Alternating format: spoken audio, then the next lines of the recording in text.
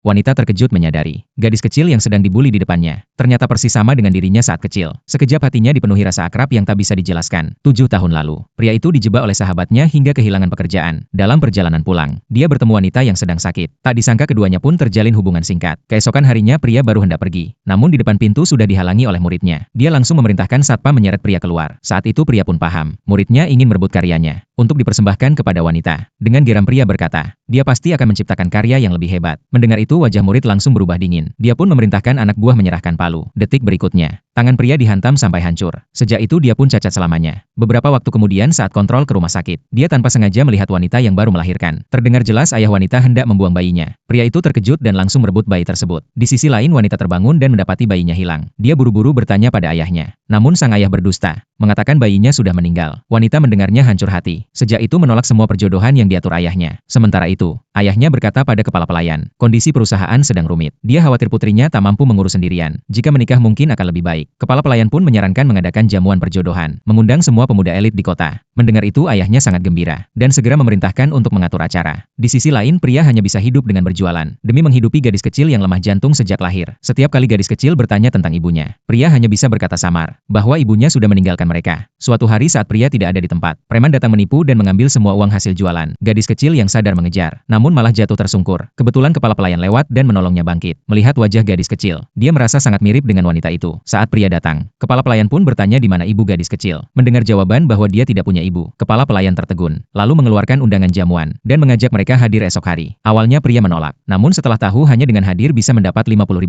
Akhirnya dia setuju. Segera pria membawa gadis kecil datang ke jamuan. Seorang anak konglomerat melihatnya membawa anak kecil masuk, langsung mencibir dan mengejek. Pria pun terpaksa berbohong bahwa dia hanya datang untuk mengambil barang, tapi justru dituduh sebagai pencuri. Undangannya pun dirampas dan disobek di tempat. Gadis kecil marah ingin menuntut keadilan, namun lagi-lagi jatuh tersungkur. Saat itu wanita lewat tepat di sana. Sekali pandang, dia langsung merasakan kedekatan luar biasa dengan gadis kecil. Tepat saat itu, pria juga berjalan mendekat. Namun kepala pelayan buru-buru mengingatkan, ayahnya sedang mencarinya. Wanita pun terpaksa berbalik pergi. Pria lalu menghampiri kepala pelayan, bertanya apakah dia sudah bisa pergi. Kepala pelayan pun menyerahkan uang yang dijanjikan. Setelah menerima bayaran, pria bersiap pergi bersama gadis kecil. Namun tiba-tiba bertemu murid tak tahu terima kasih itu. Murid yang melihat jas khususnya terkena kotoran, langsung memaksa pria mengganti rugi. Padahal uang itu untuk berobat gadis kecil. Pria pun menolak. Murid lalu menyuruh pria menyuapinya. Mau melihat apakah dengan tangan cacat itu, dia bisa memasukkan makanan ke mulutnya. Namun bahkan telur puyuh pun tak bisa dijepit. Melihat itu murid malah menyuruh pria merangkak di tanah, mengambil makanan dengan mulutnya sendiri. Saat pria menunduk, dia langsung ditendang keras hingga terjatuh. Melihat ayahnya dipermalukan, gadis kecil berusaha membela. Namun tiba-tiba, penyakit jantungnya kambuh.